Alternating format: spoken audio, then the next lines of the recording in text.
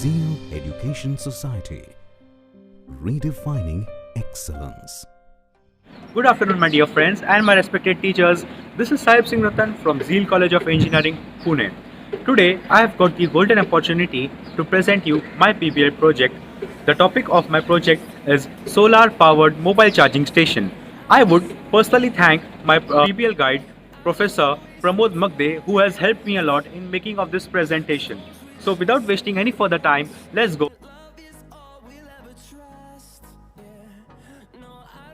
So guys, the contents of our presentation are introduction, objectives, methods and procedures, working, results and discussion, and conclusion.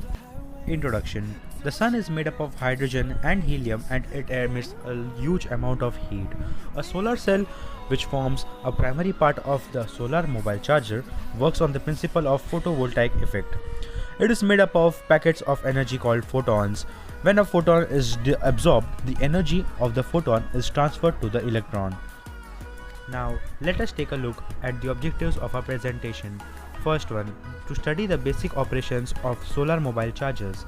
Second one, to know the advantages and limitations of its use. Third one, to know the future scope of solar mobile charger. And fourth one, maximizing the use of it in day-to-day life. Now you can see the hardware components that are needed for making a solar mobile charger. Solar panel, voltage regulator, switch, resistors, and output jack.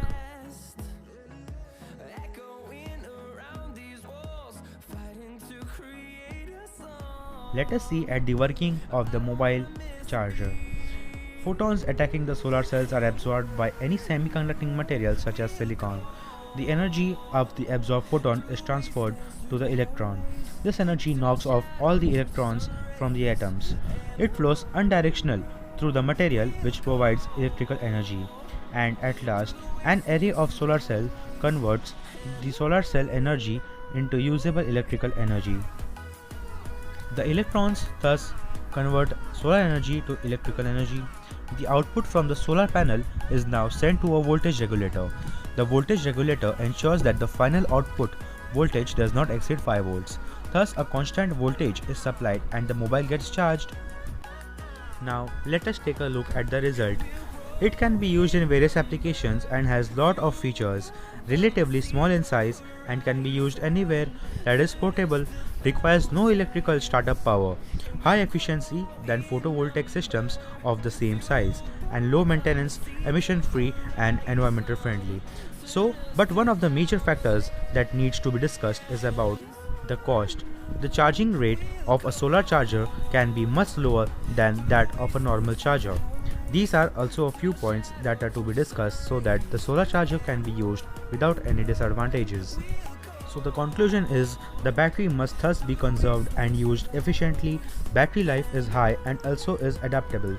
So solar mobile charger is highly applicable in today's world. This is due to the continual depletion of resources. And last one is solar energy is renewable and can be used for the simplest purpose. So thank you and I hope you liked the presentation. Have a good day. Zeal Education Society, redefining excellence.